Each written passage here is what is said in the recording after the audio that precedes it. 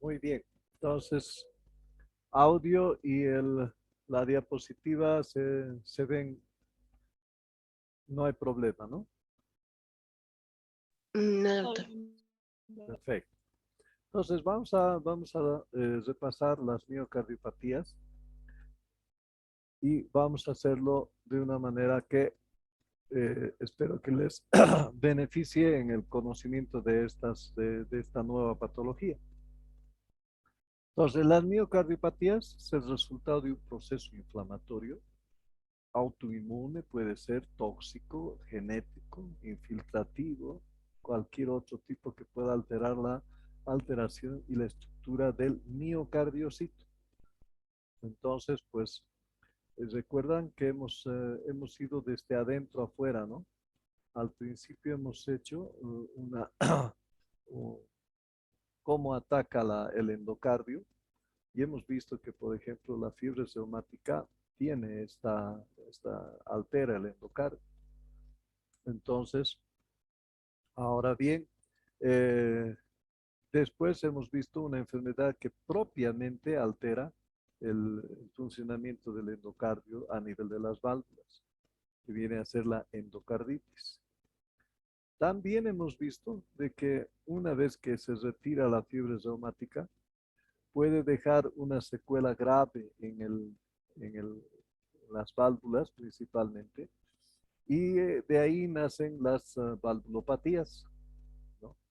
Entonces, eh, no lo hemos podido ver, pero está en el programa y han hecho también ustedes tareas respectivas, y está lo que es la pericardiopatía, es decir, aquella fina telita de doble telita que hay alrededor del corazón, y que es gracias a eso que el corazón puede trabajar normalmente cuando funciona adecuadamente este pericardio. Entonces, ahora estamos en el miocardio, ¿sí? Ahora el miocardio ya también se puede enfermar, muy aparte de todo lo que hemos comentado en las anteriores clases. Entonces, pues aquí es donde esta miocardiopatía va a ser el resultado de estos procesos inflamatorios.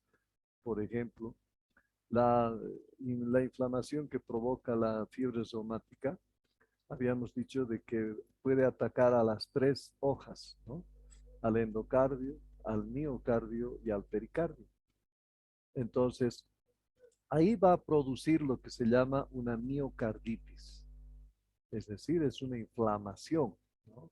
Es una inflamación que puede ser autoinmune, tóxico, genéticos, infiltrativos o de procesos eh, biológicos, ¿no? Como en este caso la fiebre reumática. Y muchas veces se quedó ahí. Muchas veces todas las miocarditis se quedan ahí, pero algunas otras avanzan y lesionan mucho más la estructura del miocardiocito. Entonces, a esto es lo que se llama miocardiopatías, ¿sí?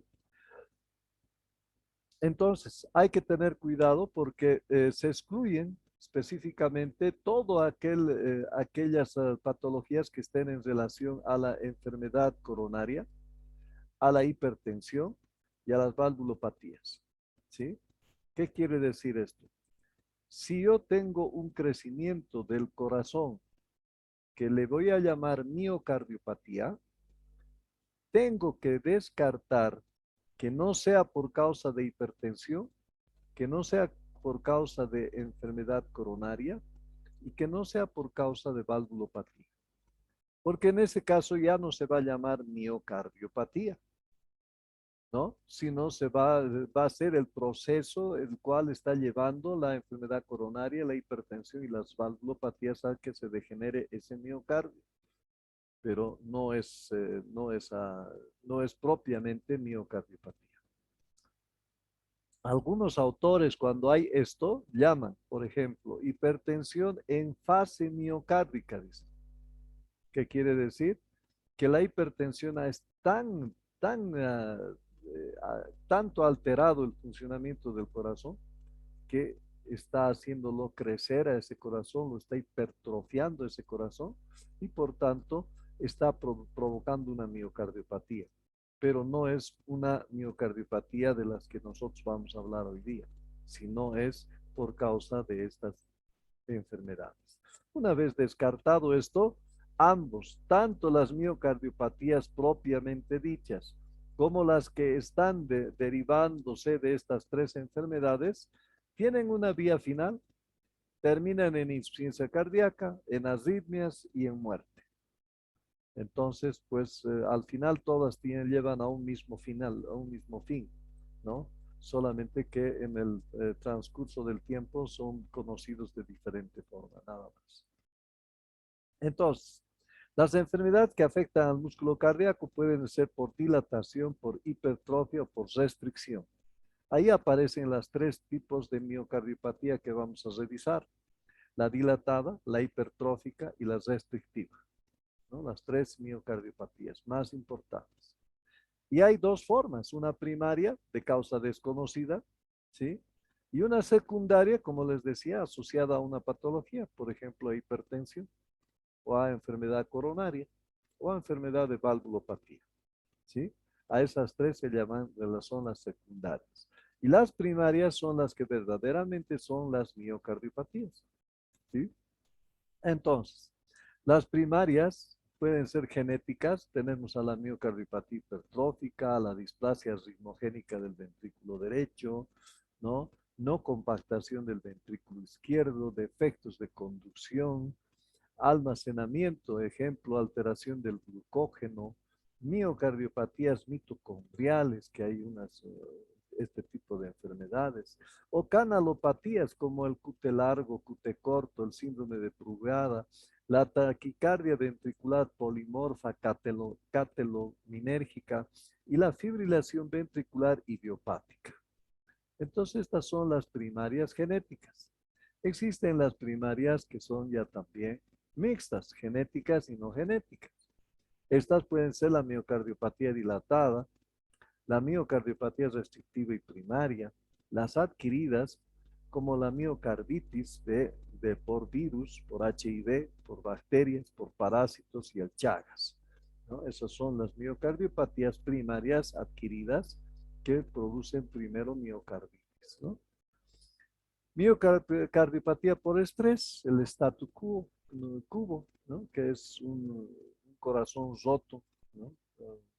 Antes se pensaba que solamente el amor puede romper el corazón, pero parece que no, también el estrés puede romper el corazoncito, ¿no? Entonces se conoce esta última que recientemente se ha dado a conocer, que es la miocardiopatía por estrés, ¿no? Entonces, tenemos el periparto, ¿no? Que también puede provocar una miocardiopatía, ¿sí? Y las taquiarritmias, ¿no? La taquimiocardiopatía puede provocar, ¿no? Tanta taquicardia que por eso es peligroso mantener una taquicardia, ¿no? ¿Por qué? Porque lo va a hacer dilatar al corazón y ahí va a formar esta enfermedad que es la taquimiocardiopatía, ¿sí? Y la alcohólica, una de las más importantes dentro de las adquiridas primarias. Bien, entonces ahora las secundarias pueden ser infiltrativas por almacenamiento, por tóxicos, endomiocárdicas, sarcoidosis, endocrinas, neuromusculares, nutricionales, autoinmunes, electrolitos y tratamiento del cáncer, ¿sí? Bien, ¿cómo clasificamos? Habíamos dicho al principio que van a haber tres miocardiopatías. Va a haber la dilatada, la hipertrófica y la restrictiva. Entonces son estas tres variedades que nosotros tenemos que reconocer. La miocardiopatía dilatada, donde las cavidades se dilatan por daño de la fibra miocárdica, sin que exista una sobrecarga volumétrica. Porque si existe una carga volumétrica, entonces ya estamos hablando de que pueda ser valvular, ¿no? Entonces, las válvulas también van a dilatar al corazón, pero no se va a llamar miocardiopatía. Esta es sí la miocardiopatía una vez hecho ese descarte, ¿ya? La hipertrófica, obstructiva, hipertrófica de paredes cardíacas, por una enfermedad primaria del miocardio sin que exista sobrecarga hemodinámica. Es decir, aquí tenemos que descartar que sea hipertensión, ¿sí? Aquí descartamos que sea, que haya problemas valvulares para la dilatada. Y para la hipertrófica descartamos que exista hipertensión arterial sistémica. Bien. Y la miocardiopatía restrictiva. Son fibras miocárdicas, son sustituidas por tejido fibroso o infiltrativas de materiales extraños. El corazón se torna rígido, impidiendo el llenado ventricular. Por tanto, aquí tenemos que descartar que esto no haya sido secundario a enfermedad coronaria, porque la enfermedad coronaria también va a adquirir algo de esta, va a sustituir todo lo que es un buen miocardio por tejido fibroso debido al infarto que ha habido ahí, que hay necrosis de ese corazón. Entonces tenemos que descartar. Sí, si no descartamos y existe no se va a llamar miocardiopatía restrictiva. Se va a llamar una enfermedad coronaria con fase miocárdica. Entonces, eso tenemos que tomar en cuenta, ¿no? Dentro de la clasificación. Entonces, son estos tres modelos. Nosotros tenemos un corazón normal, miren, las paredes están normales, el ventrículo izquierdo, ¿no? No hay ningún tipo de alteración. En la dilatada, ven ustedes, ya hay la dilatación. Por eso yo tengo que descartar que no sea valvular, ¿no? Porque las válvulas también van a dilatar. Estas alteraciones valvulares pueden dilatar. Entonces aquí tengo que ver cómo está de dilatado, ¿no? El corazón. Bien. Aquí miren, en la hipertrófica ya el esquema está bien clarito, ¿no? Entonces la masa muscular del ventrículo izquierdo está tan hipertrofiada, ¿sí? ¿Quién puede hipertrofiar también así? Es la hipertensión arterial o la estenosis aórtica, ¿no? Entonces debo descartar esas patologías para poder decir que es una miocardiopatía hipertrófica. Y finalmente yo tengo a la restrictiva. La restrictiva donde no es casi parecido a la hipertrófica, ¿no? No es tanto la hipertrofia, pero este músculo ha sido cambiado por otro tipo de células, ¿sí? Y al cambiarse otro tipo de células, esas células que vienen a introducirse aquí, ya no tienen esa facilidad de poder dilatarse o de contraerse. Entonces no va a ser muy difícil que el corazón pueda cumplir su función en esta situación. Bien. Entonces, las miocardiopatías específicas, ¿no? Cardiopatía isquémica, cardiopatía hipertensiva y secundarias a valvulopatías. Entonces, en un forma de general, tenemos aquí, por ejemplo, la miocardiopatía dilatada. Datos anatómicos, hay una hipertrofia excéntrica del ventrículo izquierdo o biventricular, una hipertrofia o atrofia de miocitos con fibrocitos intersticiales. Causas posibles: herencia autosómica dominante, herencia autosómica recesiva, infecciones virales, autoinmunidad, toxicidad miocárdica. Historia natural: lleva a insuficiencia cardíaca biventricular, muerte súbita, curso estable o hacia la mejoría. Esa es su historia natural. De la hipertrófica asimétrica del ventrículo izquierdo, ocasionalmente simétrica. Puede haber hipertrofia biventricular, desarreglo miocárdico observado macro y micro, ¿no? Y esto está también por la herencia, por los síndromes genéticos de Costello-Noan lentiginosis, miocardiopatías mitocondriales. Su historia natural puede ir a muerte cardíaca súbita por obstrucción subaórtica, insuficiencia cardíaca izquierda, distensibilidad ventricular disminuida. Y la restrictiva, que es una rigidez ventricular, principalmente es la amiloidosis la que produce esto, ¿no? La fibrosis endomiocárdica, la fibroelastosis endocárdica y la dilatación atrial. Causa desconocida, genética, enfermedad infiltrativa, factores adquiridos como virus tóxicos congénitos. y la distensibilidad ventricular disminuida reduce el volumen del ventrículo izquierdo biventricular. Desde el punto de vista fisiopatológico, ¿sí?, puedo yo definir lo siguiente. La dilatada, el tipo de disfunción es sistólica. La hipertrófica es diastólica. La restrictiva es diastólica. Entonces, yo aquí ya tengo dos parejas para poder hacer diagnóstico diferencial, porque estos dos van a tener lo mismo, diastólica y diastólica. Pero esto voy a diferenciar también con insuficiencia cardíaca, porque la insuficiencia cardíaca puede también tener diastólica. Pero también puede haber una insuficiencia cardíaca sistólica. Entonces, también la dilatada va a estar como diagnóstico diferencial de la insuficiencia cardíaca, es decir, de la miocardiopatía. ¿Qué significa esto? Que el volumen del ventrículo izquierdo en la dilatada está aumentada, en la hipertrófica está disminuida y en la restrictiva está disminuida normal o incluso a veces aumentada, ¿sí? Mediante eco yo encuentro esto que es la fracción de eyección. ¿Cuánta cantidad de sangre sale en cada sístole? Quiere decir la fracción de eyección. Entonces en la dilatada sale menos de 30, ¿no?, centímetros cúbicos de sangre. En la hipertrófica sale entre 30 a 70. ¿Sí? Puede estar normal la sístole, ¿no? Le hemos dicho de que esta va a alterar la diástole. Y en la restrictiva igual también. A veces puede estar un poco alterado la sistólica, ¿no?, por 45, pero inclusive 95, que es completamente normal.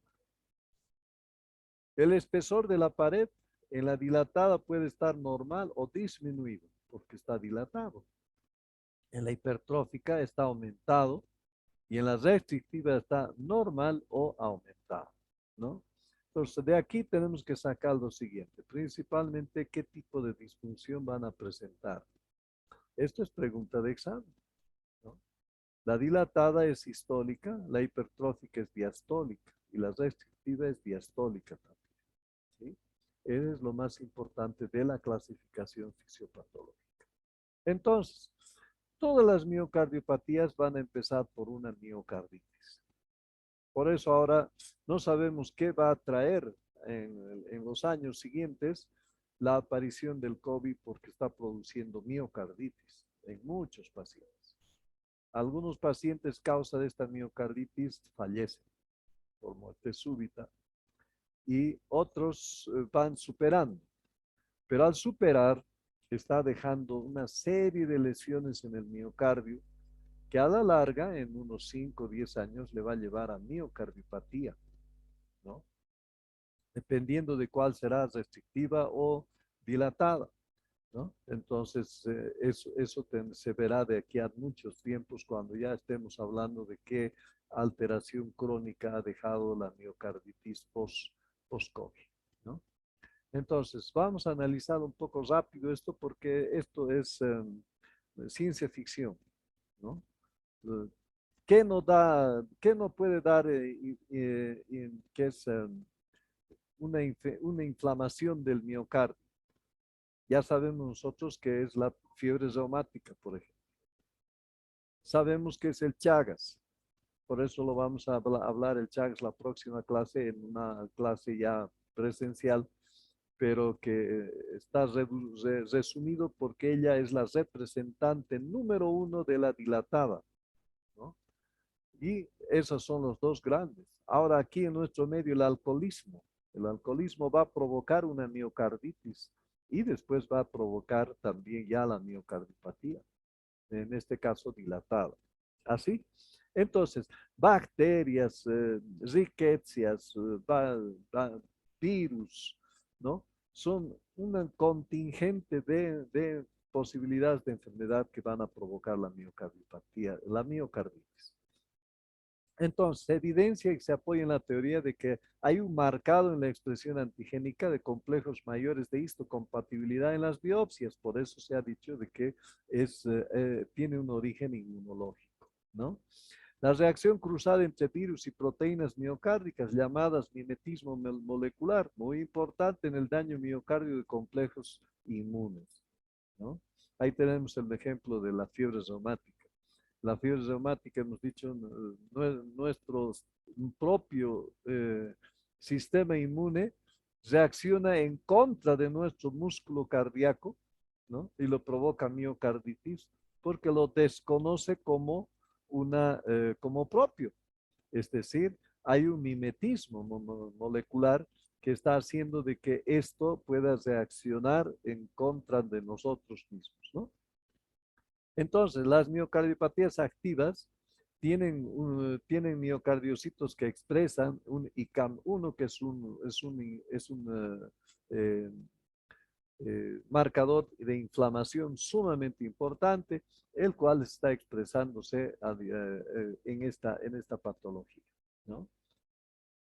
Entonces, los virus provocan cambios endocrinos bioquímicos similares al estrés, el efecto citotóxico directo con necrosis y fibrosis reparadora, ¿no? Y los linfocitos desensibilizados provocan miocardiolisis focal con inotropismo ayudados por citoquinas o por el óxido nítrico que modulan la expresión de las metaloproteínas y de los inhibidores de las metaloproteínas, ¿no? Entonces, por eso les decía, esto es ciencia ficción, ¿no? Si, ya, si los que han pasado ya inmunología ustedes, ya han pasado, Sí, doctor. bien, entonces ahí han soñado, ¿no? Han ido a la estratosfera. Entonces, igualito aquí, ¿no? Está con las interleuquinas, los factores de necrosis tumoral, las metaloproteinasas, las inhibidores de las metaproteinasas, los, todos los que son antiinflamatorios están presentes aquí, ¿no? Todos los marcadores de inflamación. Bien, entonces el HIV es uno de los más importantes. Para la próxima sesión del próximo semestre, ya no vamos a tener que aquí por HIV, sino ya vamos a tener la miocarditis por SARS-CoV-2, ¿no? Por SARS-CoV-2, porque esa ya va a ser la más importante la próxima. Ahorita todavía seguimos manteniendo el HIV. Por toxicidad directa, no infecciones oportunas en el toxoplasma coxsackie del grupo B, todos los virus que puedan estar aquí, ¿no? Son los que van a alterar el funcionamiento de este miocardio, ¿no? Las deficiencias nutricionales, mala absorción, diarrea, provoca déficit de electrolitos, nutrientes, oligoelementos como el selenio, la carnitina, la vitamina B12. Se ha observado inclusive hasta la disminución, hay disminución de la hormona tiroidea y de la estimulante de la hormona de la tiroidea. Entonces, nosotros tenemos cuando hay una miocarditis aguda, hay una infección viral, esa infección viral va a provocar una necrosis de los cardiomiocitos y va a provocar la activación de los macrófagos. La activación de los macrófagos va a empezar a ver una expresión citológica dentro de la célula con la presencia de interleuquinas que son 1 a la 10 y los más importantes son las 6 y la 10, ¿no? en, en- en todas las inflamaciones, ¿no? Y el tumor de necrosis, del factor de tumoral de necrosis y el interferón gamma. Todo eso está haciendo de que haya una citólisis en el miocardio, ¿no? Se está destruyendo células cardíacas. Entonces, de eso van a aparecer las células naturales killer, células matadoras, aniquiladoras, que van a provocar las perforinas, ¿no? Es decir, van a perforar a las pobres células para que ya no tengan esa consistencia y exploten y se destruyan, ¿no? Ayudados por el óxido nítrico, que es un vasodilatador. Esto ya está en la miocarditis subaguda, ¿no? Luego pasa a la miocarditis crónica, que ya va a empezar a haber fibrosis, ya va a haber una dilatación del corazón y puede entrar en insuficiencia cardíaca. Miren, esto ya es de 14 a 90 días, ¿no? Antes de los 14 días está todo este fenómeno. ¿Cómo es lo que produce un virus, no? ¿Cómo lo que produce el SARS-CoV-2 en los 14 primeros días? donde va a alterar también el funcionamiento del corazón, como también el funcionamiento del sistema nervioso central, renal, hepático, respiratorio, y bueno, todo lo que ya conocemos nosotros, o ustedes estarán pasando, eh, repasando esto del SARS-CoV-2, ¿no?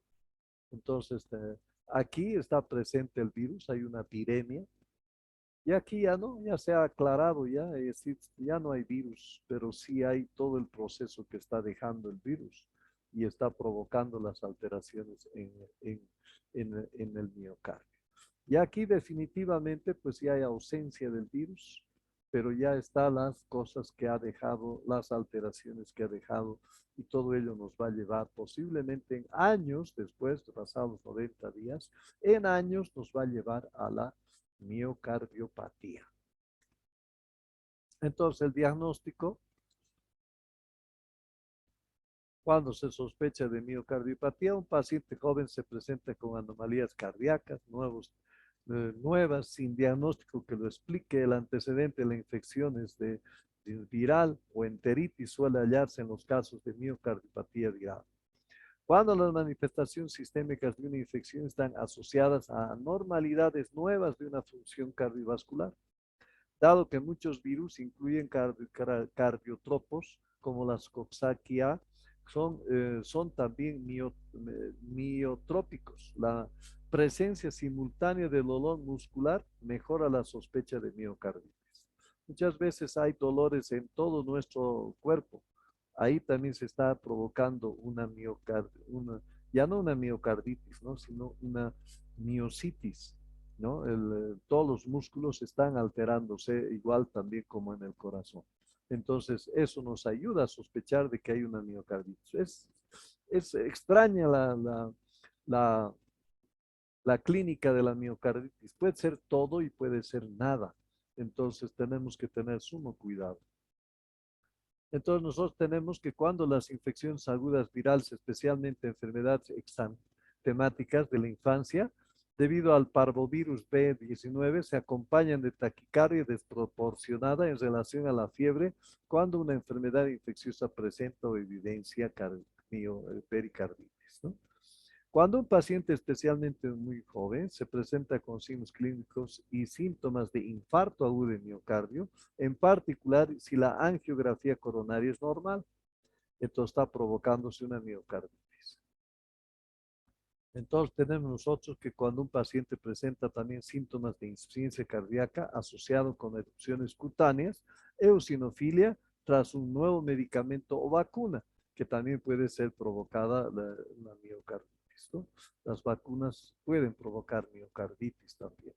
Entonces tenemos esto como para parte del diagnóstico. Como ven, es completamente eh, anónimo, es decir, puede ser inclusive una persona que solamente tenga el antecedente de haber tenido una infección viral y después nada, pero está pasando, pero interiormente está pasando una miocarditis. Entonces seguimos. La clínica, el electrocardiograma, el ecocardiografía, la biopsia endomiocárdica, la centellografía con galio o indio 111 puede ser lo que nos ayuden a determinar el diagnóstico de miocarditis. Los anticuerpos antimiosinas marcados con indio 101 o la ventriculografía radioisótopo con talio 201 son también otra forma de poder nosotros tener la posibilidad. También la resonancia magnética puede identificar aspectos morfológicos funcionales. Cuando se usa principalmente el gadolínio como contraste, se identifica a los pacientes con enfermedad activa por la captación del mismo. Entonces tenemos aquí bastante, principalmente este hiperrealce tras el gadolínio, ¿no? Que presenta una inflamación activa, ¿no? Tenemos nosotros alrededor del corazón y envuelto en el corazón muchas series blancas que aparecen aquí.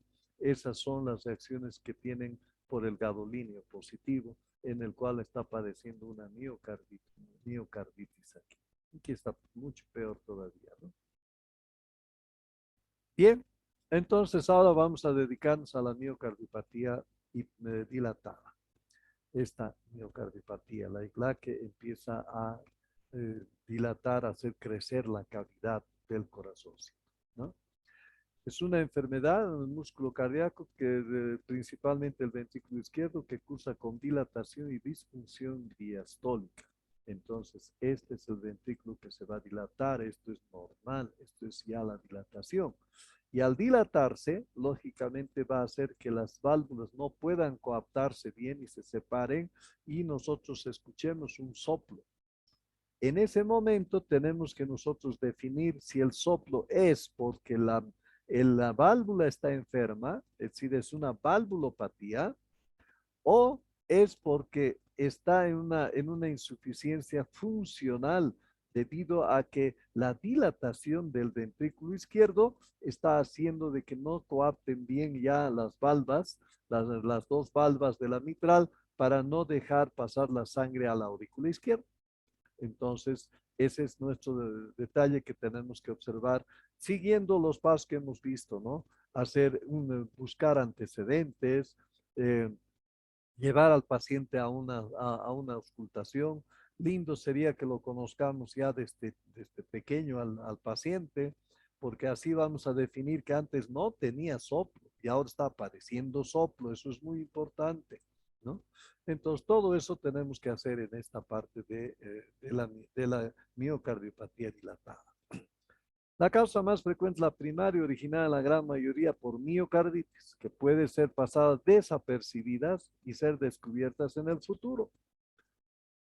La incidencia aumenta con la edad, la prevalencia de hombres en 35 a 40, la morbilidad del 12% en 3 años, la mortalidad por insuficiencia cardíaca, muerte súbita, taquicardia ventricular y fibrilación ventricular, que son las causas de muerte de la miocardiopatía dilatada.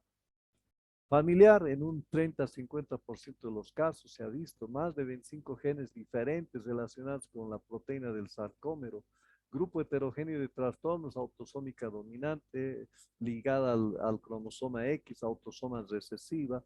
Puede también ser por infecciones, por alteraciones metabólicas o por agentes tóxicos, ¿no? Entonces, su etiología de la miocardiopatía dilatada, idiopática es la específica, ¿sí? Luego, inespecífica, la secundaria a miocardiopatías isquémica o hipertrófica, causa más frecuente de evolución dilatada, ¿no? La alcohólica, por toxicidad directa, secundaria más frecuente, revierte con la abstinencia de etapas precoces, pero no cuando ya ha pasado 30, 40 años, ¿no? Y la anamnesia es sumamente importante, ¿no? El periparto, principalmente en raza negra, alterada, altamente embolígena, suele regresar, evitar nuevo embarazo, al menos eso se dice teóricamente, ¿no? Fármacos tóxicos como la antriciclina, la ciclofosfamida y la cocaína son efectos tóxicos de estos fármacos que van a producir miocardiopatía dilatada secundaria a este efecto, ¿no?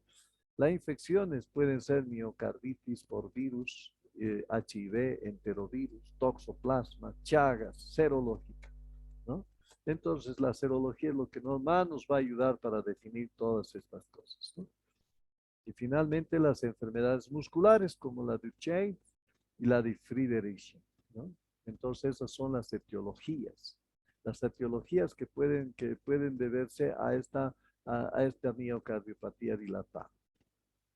Entonces, la más frecuente, entonces, nosotros tenemos aquí la componente familiar asociada a los antígenos, ¿no? La forma de causa conocida como la alcohólica, la viral, la enfermedad de Chagas, la toxoplasmas. Por eso vamos a revisar nosotros muy aparte la enfermedad de Chagas, ¿no? Bien, entonces tenemos también una infinidad de microorganismos que pueden provocar esto, ¿no? Y en color están los más importantes. En el viral, por ejemplo, está el Coxsackie virus B y el ecovirus. Y ahora está empezando a ver el COVID-19, ¿no?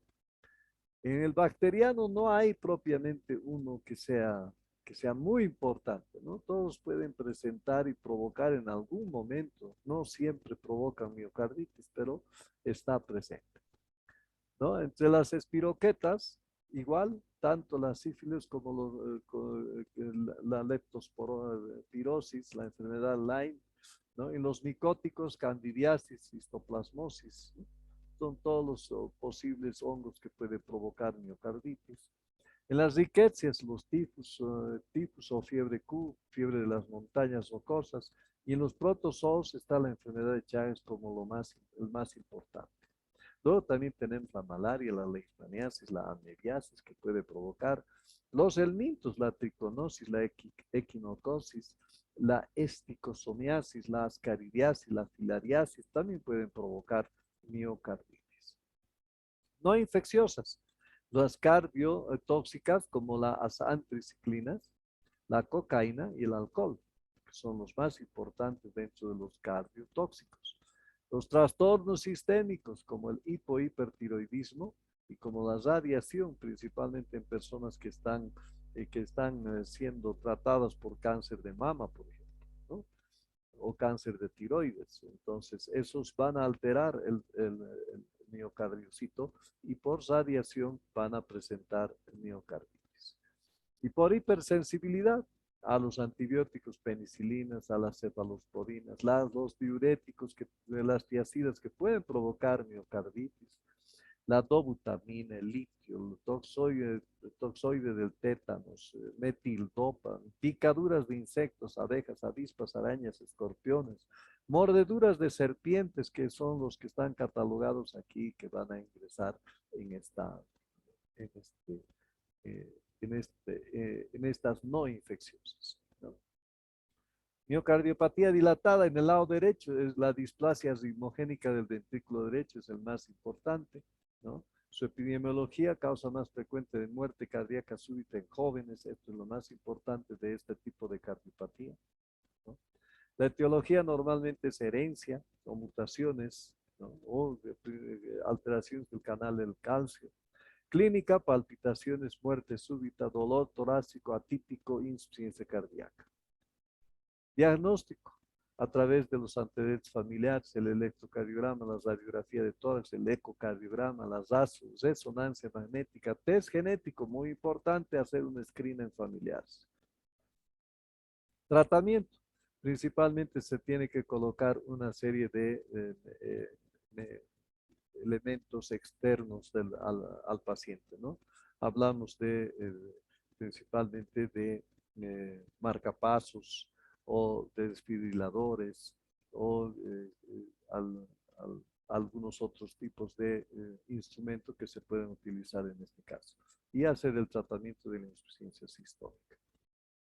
La fisiopatología en general de la dilatada, ¿no? Hay aumento del tamaño del ventrículo izquierdo, disminución de la contractibilidad, disminuye el volumen, menos del 40% en su fracción de eyección, ya nos da el paso para decir que está alterada la sístole, aumenta el volumen diastólico, están viendo ustedes. Cuadro clínico, disnea, debilidad, palpitaciones, embolismo sistémico, muerte súbita, fatiga, dolor torácico y las arritmias frecuentes, principalmente la fibrilación auricular.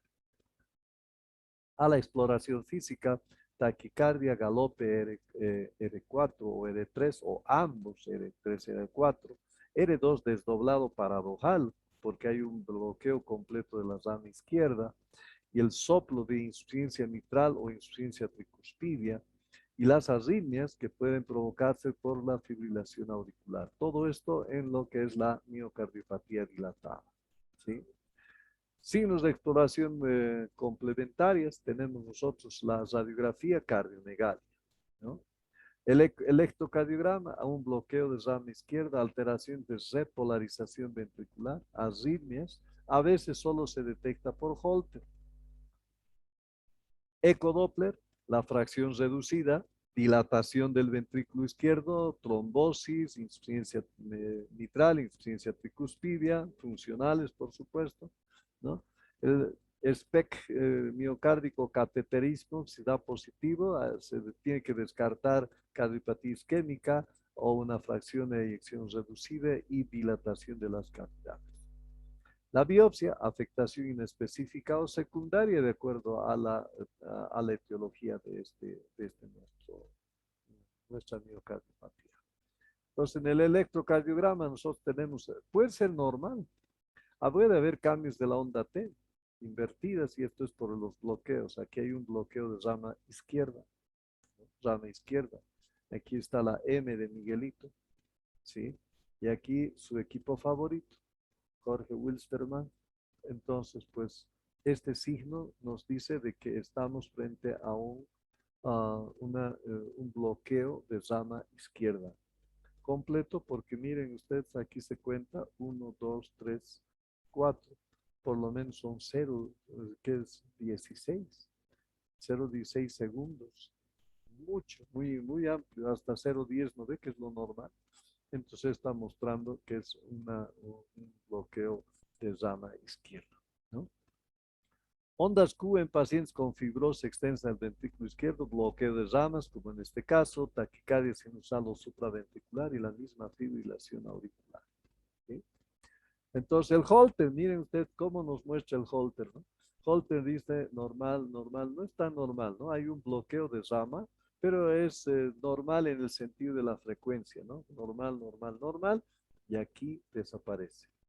Aquí no hay una onda P, no hay una onda P. A esto se llama parada sinusal. Cuando esta parada sinusal es más de 2,5 milisegundos, que es este caso, por ejemplo, es necesario marcapaso, porque ya está enfermo el nodo sinusal, así que vamos a tener dificultades. Luego aparece un latido normal y luego aparece una extrasístole. La extrasístole tiene una pausa larga también. Luego vuelve a aparecer un normal y nuevamente una extrasístole. Y nuevamente la pausa. Eso es lo peligroso. Después viene un normal y después vienen extrasístoles. 1, 2, 3. A esto ya se llama taquicardia ventricular.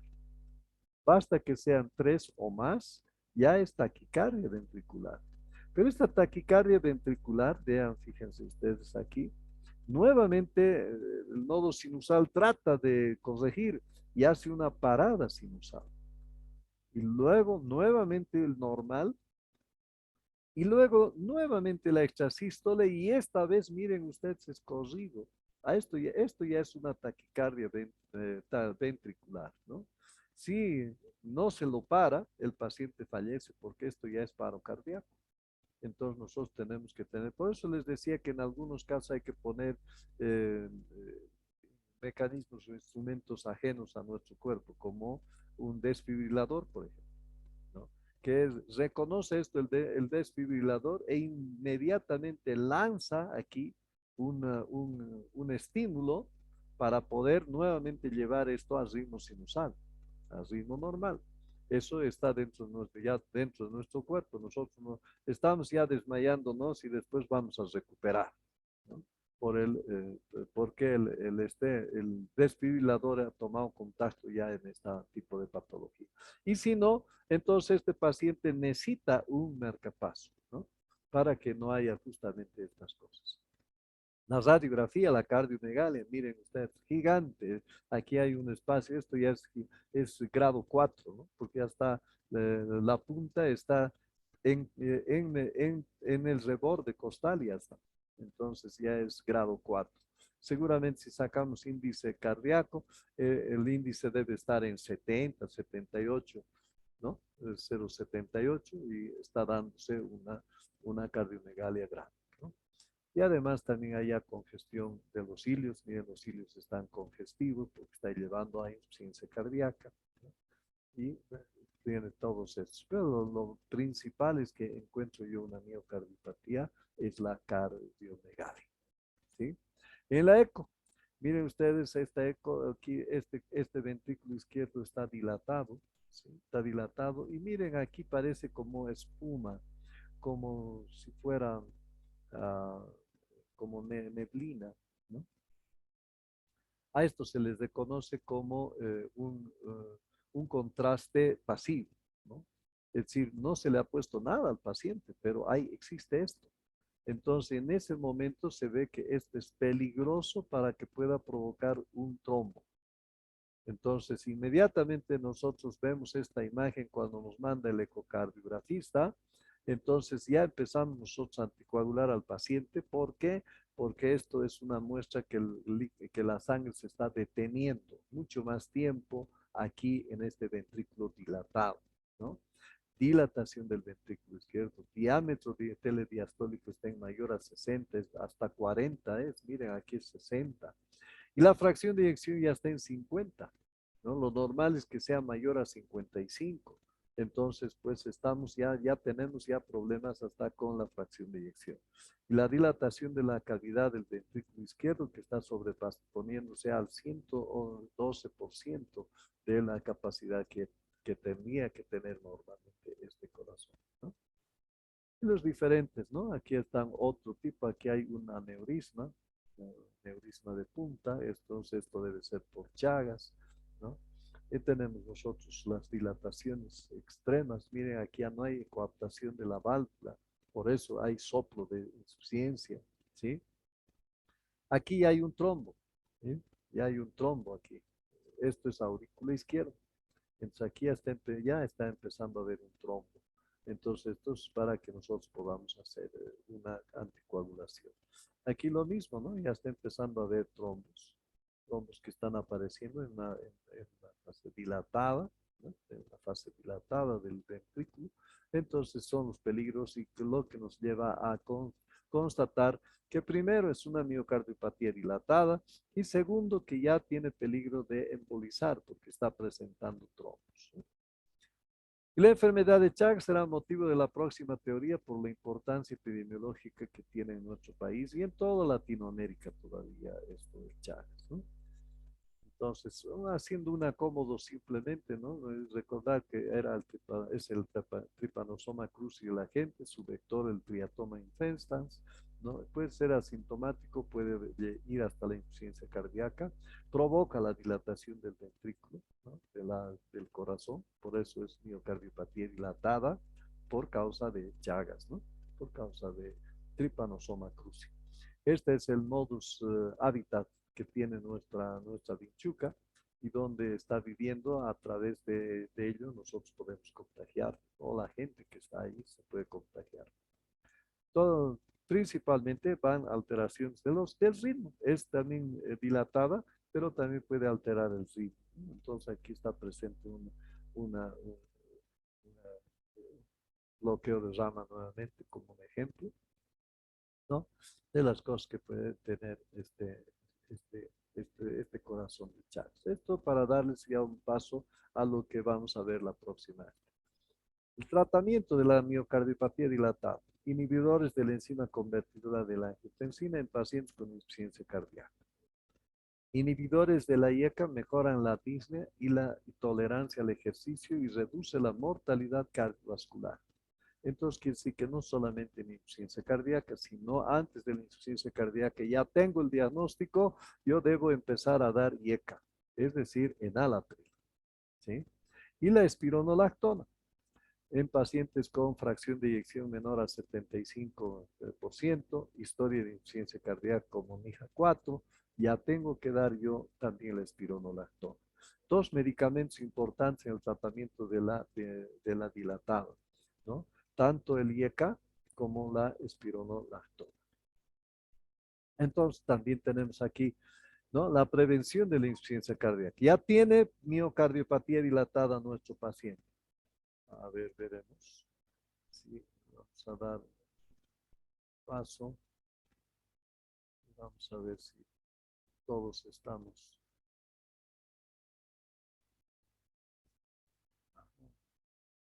Esta vez, esta vez todos están con sus cámaras activas. Me alegra, me alegra. Me alegra que sea así. Vean, listo. Prevención de la insuficiencia cardíaca. Entonces yo tengo que prevenir en todos los pacientes que están con miocardiopatía dilatada. Restricción de la actividad física y hacer reposo. Pérdida de peso si el paciente es obeso. Restricción dietética de sodio, hiposódica ligera, ¿no? Control de los factores de riesgo cardiovascular, hipertensión, dislipidemia, diabetes mellitus, ¿no? Tratamiento de la patología tiroidea, que ya saben que es sumamente importante, ¿no? Tratamiento con IECA, que son los únicos fármacos que han demostrado prolongar la sobrevivencia y mejorar la calidad de vida del paciente. El enalapril es realmente un medicamento eh, fabuloso para el cardiólogo, ¿no? Tiene que estar en nuestro bolsillo el enalapril. Control de la frecuencia cardíaca en pacientes con taquiarritmias, con digital puede ser una opción. O beta bloqueadores en pacientes con infarto agudo de miocardio reciente sin alteración de la fracción de eyección o en pacientes con fracción disminuida que no tengan antecedentes de infarto agudo de miocardio, ¿no? Entonces tenemos que tomar en cuenta siempre la fracción de eyección. Mantenimiento, tratamiento de la insuficiencia cardíaca. Mantener las medidas para la prevención de la insuficiencia cardíaca, si todo esto ya le hemos dado en alapril, ¿sí? Ahora se asuma el diurético en pacientes con retención de líquidos, diácidos, si no responde, diuréticos de asa o espironolactona, ¿sí? Interrupción de fármacos inotrópicos negativos y si se precisa administrar de inotópicos más bien positivos, ¿no? Oxigenoterapia en casos de la hipoxia. Es el tratamiento escalonado. Es casi como para la insuficiencia cardíaca, ¿no? En el estadio A, donde tenemos que nosotros saber que hay riesgo, pero no hay síntomas, ¿no? Eso saben por la AJA. Este es AJA, estadio A, ¿no? Entonces, control o reducción de los factores de riesgo y los pacientes y a la familia debemos nosotros educar, ¿sí? También podemos hacer tratamiento si tiene una hipertensión o tiene una diabetes, una dislipidemia, y debemos empezar a utilizar un inhibidor de la angiotensina, ¿no? O, o su pariente más próximo, ¿no? El ARA, ¿no? Que es el losartán. Bien, cuando ya está en estadio 2, estructuralmente ya está alterado estructuralmente el corazoncito, pero no presenta síntomas. Ese es este estadio B de la AJA. Y dice aquí que debemos utilizar nosotros inhibidores de la angiotensina o bloqueadores de ARAS, ¿no? Entonces, incluso también hay posibilidad de utilizar los beta bloqueadores. En los beta bloqueadores se utiliza principalmente los, eh, el carvedilol, el nadolol, que es el último beta bloqueador que está apareciendo aquí en Bolivia, ¿no? Entonces tenemos que ver eso, utilizar eso. Cuando esté en un estadio C, donde ya estructuralmente está alterado el corazoncito y tengo síntomas, entonces ya empiezo a utilizar los inhibidores, los beta bloqueadores en todo tipo de pacientes. La dieta, restricción de sodio, diuréticos y uso de la digoxina. Te puedo también ir a hacer la resincronización que les decía yo que hay elementos extraños para poder ayudar en la insuficiencia cardíaca.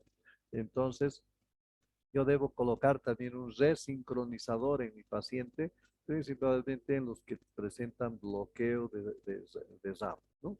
Bloqueo de RAM. O debo ir a una revascularización, a lo mejor, ayudar en la cardiopatía isquémica, ¿no? O hacer un tratamiento de cirugía de la válvula, principalmente la mitral, ¿no? Cambio de válvula. Puede ser también, eso también va a ayudar. O considerar un manejo multidisciplinario y quedarnos siempre con los antagonistas de la aldosterona, principalmente el nericiride, ¿no?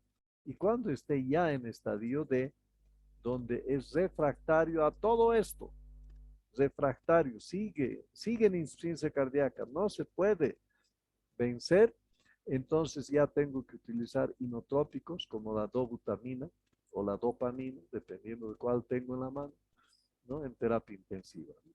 E ir al trasplante. ¿No? Ese es lo único que podría solucionar este caso, ¿no? Entonces, el tratamiento es casi como la insuficiencia cardíaca. ¿Por qué?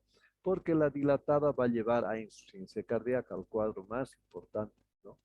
No así como los otros que van a llevar a otro tipo de tratamiento. No. Esperemos que sigamos teniendo tiempo para revisar la hipertrófica más y no creo tener el tiempo para la restrictiva. Vamos a la hipertrófica. Entonces nosotros ahora nos vamos a señalar en este caso que hemos bien dicho nosotros, donde las paredes del ventrículo ya también están hipertrofiadas. Y yo debo descartar que esto no sea por hipertensión o por estenosis de la aorta, que esas son las que van a hacer también hipertrofiar este ventrículo, ¿no? Entonces tengo que tomar en cuenta eso. Bien, aquí hay dos modalidades entonces, ¿no? Entonces, pues nosotros tenemos una disposición normal, ¿no? Pero que aquí está empezando a haber una dilatación, una hipertrofia en este caso del músculo, pero es en la parte septal, ¿sí? Aquí hay en todo, en todo el círculo está la hipertrofia. Y en otros casos, la hipertrofia es mucho más a nivel del septo y de la punta, ¿sí? Y en muchos otros solamente en la punta hay la hipertrofia. Entonces tenemos la más importante que viene a ser esta que de presentación clínica en el 65%, donde está alterado solamente la parte del septo, provocando como si fuera una estenosis aórtica. ¿Sí? Le sigue en 35% el que es completamente todo. A esto se llama simétrica y a esta se llama asimétrica. Entonces hay dos modalidades de hipertrofia. Una hipertrofia asimétrica y otra simétrica. Ahora, la asimétrica pueden ser, como estamos viendo nosotros aquí, solamente del septum o solamente septum y punta o solamente punta, ¿no? La hipertrofia apical, la hipertrofia septal, septoapical, solamente la septal, ¿sí? Entonces, eso viene a ser esta patología en su clasificación. Entonces, la miocardiopatía hipertrófica, la epidemiología causa más importante de muerte cardíaca súbita. Muy importante. Este dato tenemos que tenerlo nosotros muy bien en la mente para poder ayudar a nuestro paciente. Diagnosticamos miocardiopatía hipertrófica e inmediatamente tiene que ser vista por un cardiólogo. No hay que esperar. En la espera puede provocar la muerte cardíaca súbita y listo. Hasta ahí llegó el paciente porque no se le ha hecho nada más. ¿Sí? Principalmente en jóvenes y en deportistas es lo que está pasando en nuestro deporte, ¿no? Hay muchos jóvenes que fallecen de esta muerte cardíaca súbita. En la etiología idiopática suponemos genética por gran asociación familiar que tiene un 50%, el abuelo ha muerto así, la papá también y ahora el hijo tiene este problema, ¿no? Entonces, tiene una constante de ser de genético, ¿no? Por esta cadena de la miosina, que es la que está alterada en relación a la etiología. La asociación, el síndrome de Noam, feocromocitoma, Friedreichian y POMP, son las que están asociadas a este tipo de etiología. ¿Sí? Entonces tenemos nosotros carácter familiar, transmisión autosómica dominante, características muy heterogéneas del cuadro, cromosomas y genes afectados, como por ejemplo tenemos la 4q11 cadena pesada de la beta-miosina. Tenemos esta otra de la troponina, que es la TB cardíaca. Luego tenemos también la alfa-tropomiosina, es decir, todas las proteínas del corazoncito, del miocardiocito, pueden estar alteradas por esta afección cromosómica o de genes afectados, ¿no? Proteína de unión en la miosina C, la cadena ligera de miosina esencial, sí, muchos que están en relación a cromosomas y afectados, ¿no? La etiología, entonces, 60% mutuación de los genes que codifican las proteínas del sarcómero, ¿sí? Aproximadamente 25 a 30 por ciento de los casos están señalados estos dos genes más importantes, el de la cadena pesada de la beta-miosina y la de codificación de la proteína C fijadora de la miosina. 10% de los casos tienen otros genes. Son muchos los genes que están metidos dentro de esta alteración de esta hipertrófica. ¿No? La prevalencia, 1 en 500 en la población en general. Cada 500 hay un paciente. ¿No? Causa frecuente de muerte cardíaca súbita en jóvenes, principalmente atletas. Mortalidad menos del 1% que lleva a muerte súbita o paro cardíaco. Entonces, la fisiopatología, 3 tipos, ¿no?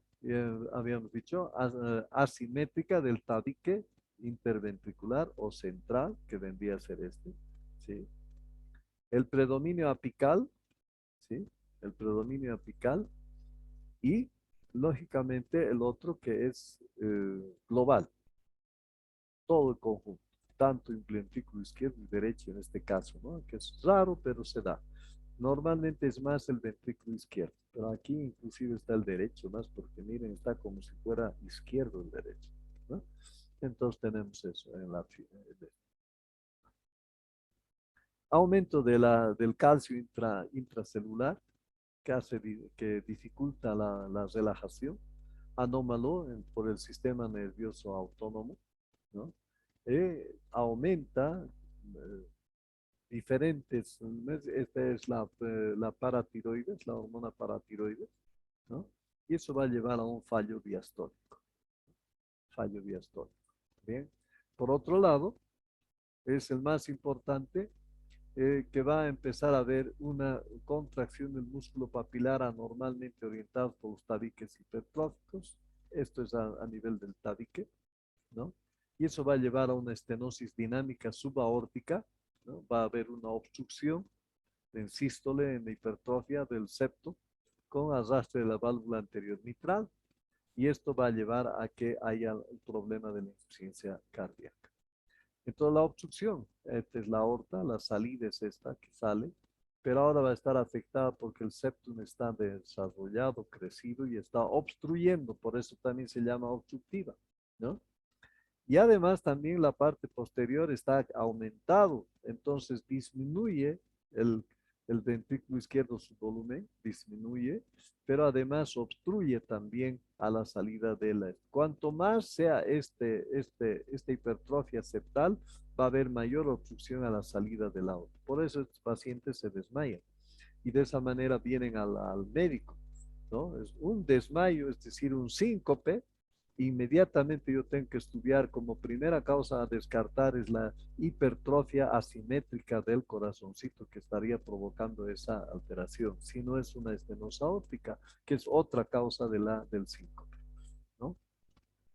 Estenosis dinámica subaórtica, obstrucción del tracto de salida del ventrículo izquierdo en sístole con hipertrofia, y eso va a llevar a que aumente con la disminución de la precarga en valsalva o en bipedestación, disminución de la poscarga, aumento de la contractibilidad por digital ejercicio físico, ¿no?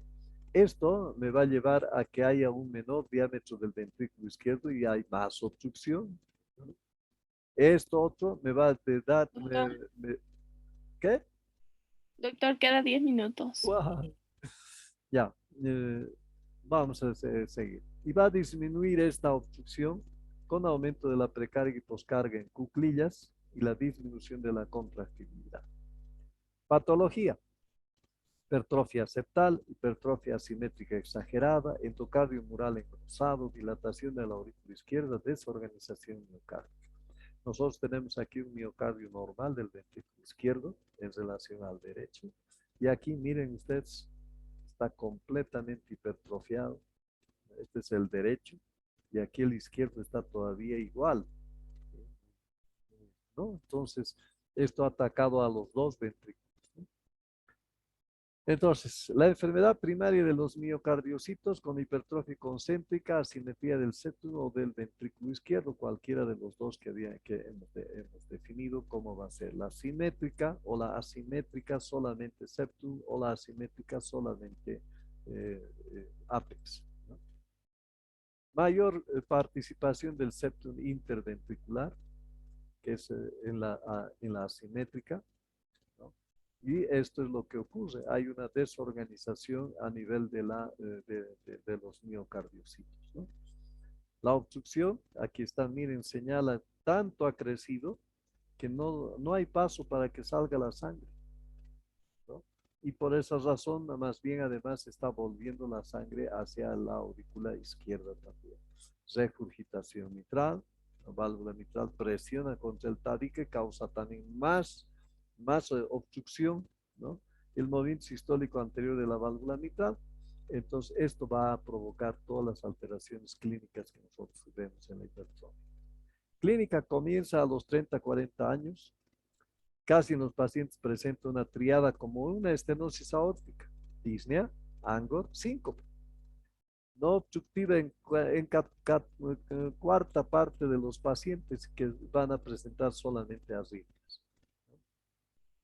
Muerte súbita, causa más frecuente de la muerte súbita por miocardiopatía hipertrófica por arritmias ventriculares.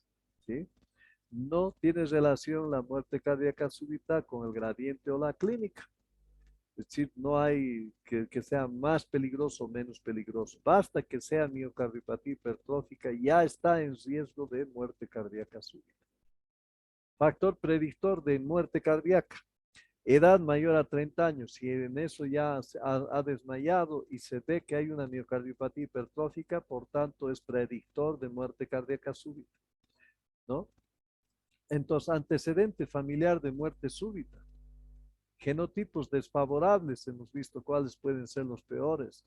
Síncopes, arritmias ventriculares en el Holter o respuesta normal en la tensión arterial con el ejercicio.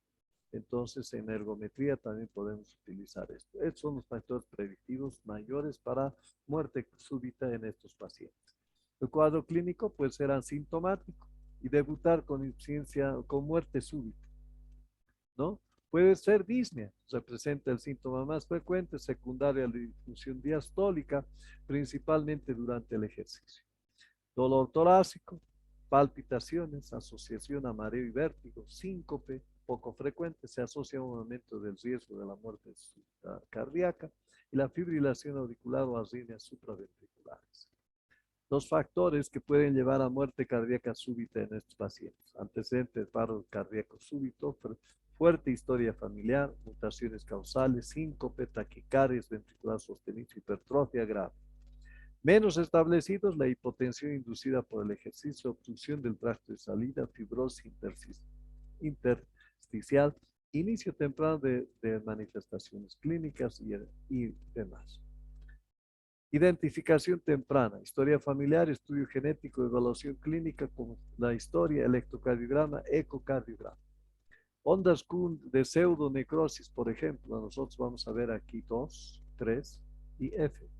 Parecen ser Q de infarto, pero la paciente nunca ha tenido infarto, entonces, por tanto, es una pseudonecrosis y es signo de miocardiopatía hipertrófica. Hipertrofia del ventrículo izquierdo, por supuesto que ya vamos a tener Rs altas de 5, de 6, ¿no? S profundas en 1 y 3. Entonces está señalando de que hay una hipertrofia del ventrículo. Ondas T negativas. Entonces tenemos aquí ondas T negativas en 1, tenemos en R, que es normal, ¿no? Tenemos en L, que no es normal, ¿sí? Entonces aquí hay cara lateral que está empezándose a alterar. Bloqueo de ramas, ¿no? Los diferentes bloqueos de rama que nosotros podemos ver. Y QT largo o preexcitación. Diagnóstico: alteraciones del ritmo de la conducción, extrasístoles, taquicardias, intervalo PR corto, bloqueos de AB de primer grado, AB de segundo grado, incluso llega a veces hasta tercer grado. Criterios electrocardiográficos para el diagnóstico de miocardiopatías en familiares. Criterios mayores: signo de agrandamiento del ventrículo izquierdo, cambios de repolarización ventricular y puntaje de Romling Stress 5. Ondas T negativas con amplitud de 3 miligramos en las derivadas 1L. y con un ángulo entre los ejes eléctricos del complejo QRS. Ondas Q anormales, duración de más de 40 milisegundos, amplitud mayor al 25% del voltaje de onda R en por lo menos 2 derivaciones. Esos son los criterios mayores. Criterios menores, bloqueo completo de RAM, alteración de conducción intraventricular, alteraciones leves de repolarización, onda S profunda en B2 mayor a 25 milímetros. Ecocardiograma, miren ustedes, aquí ya tenemos la imagen. Entonces el septum está hipertrofiado. También hay hipertrofia aquí. Entonces esto es una hipertrofia simétrica. Y tenemos otros tipos. Mira, aquí está la hipertrofia que es septal, ¿sí? Esto también es septal. Este también es septal, ¿sí? Miren ustedes el septum, cómo está en relación a la pared posterior del ventrículo izquierdo, que no es nada. Entonces, solamente esto es asimétrica, septal. Resonancia magnética igual nos va a mostrar. El tratamiento médico consiste en disminuir la demanda de oxígeno del miocardiocito. Elección, beta bloqueadores. Sin contraindicación o calcio antagonistas no dihidropiridínicos. ¿No? Cuidado con los diuréticos. Contraindicados los vasodilatadores, los IECAS, el digital en este caso. No es como en la otra, ¿no? En la dilatada. ¿No? Arritmias ventriculares, amiodarona o dromedarona o un desfibrilador tenemos que nosotros colocar en este paciente. Otro, si no responde al tratamiento médico, miomectomía septal, esto ya es cirugía, ablación septal, esto es mediante este estudio hemodinámico, ¿no? O marcapasos y camaradas.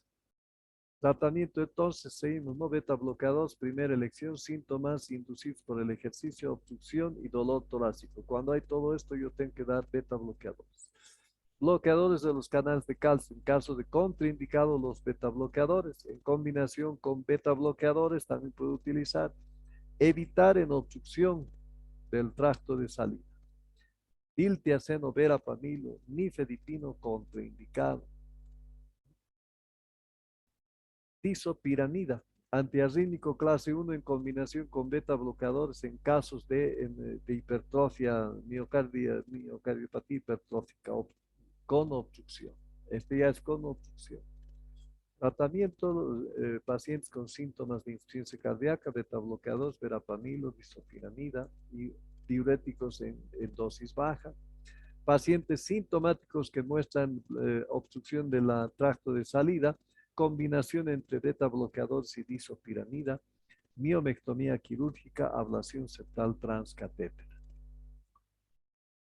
La miomectomía tiene estas series de cosas que se tiene que hacer, igual también la ablación, ¿sí? Y el pronóstico, cuando hay fibrilación auricular en etapas avanzadas de la enfermedad, endocarditis infecciosa menor del 10%, profilaxis en miocardiopatía hipertrófica y antecedente endocarditis infecciosa, progresión de dilatación del ventrículo izquierdo, disfunción de adelgazamiento de la pared, o la muerte cardíaca súbita de origen cardíaco, que es el principal causa de mortalidad que tenemos nosotros. Y creo que hasta ahí nos vamos a quedar. Muy bien. Por lo menos hemos revisado miocarditis, miocardiopatía dilatada y miocardiopatía hipertrófica, con sus variedades, dos variedades, asimétrica y simétrica. La restrictiva es poquito, pero a Dios gracias también no es muy importante la patología en nuestro medio, pero hay que tomarla en cuenta siempre, uno que otro al año puede aparecer, ¿sí? Entonces, estamos todos, más bien, nadie se ha retirado, qué bien. Entonces van a esperar para que tomen el segundo examen. Después de la clase voy a mandar para que manden de 1 a 2 de la tarde y puedan dar la respuesta a los temas que les voy a pedir. Ya la próxima semana les voy a mandar las tareas respectivas, la investigación, el examen que tienen que darlo previamente a la teoría y nos vamos a ver ya en la clase de universidad No sé todavía en qué aula será. Averigüen ustedes con la doctora también, pues que cuando yo llegue, a lo mejor ustedes me van a guiar y me van a llevar al aula. Posiblemente la doctora también, si no, ya me indique dónde vamos a pasar. ¿Ya? Doctor, en nuestro horario sale que es en el aula 32. Allá, entonces ya me anoto 32 en la memoria, espero no olvidar. Y, aula 32, entonces, eso es en el piso 3, ¿no? Sí, doc. Claro, entonces ahí nos vamos a ver. 8 y 10 tendrían que estar entrando, o si entran más antes, ya para dar el examen, ¿no? Estarían dando el examen en sus celulares para poder a las 8 y 10 pues arrancar. Y Gualberto que me ayude para poder hacer la grabación y veremos cómo hacemos eso también. ¿Ya? Listo. Entonces nos volvemos a ver el próximo sábado, mitad, mitad, ¿no? Las tareas son en Moodle y la, la, la clase va a ser propiamente en el aula, ¿no? Entonces nos vamos a ver la próxima semana y esta tarde con el grupo correspondiente para la práctica. Listo. Nos vemos. Chao. Hasta luego, doctor. Me Hasta mandas luego, la doc. lista, Yahara. Sí, doc. Listo. Hasta Muy luego, bien. doc. Chao, chao.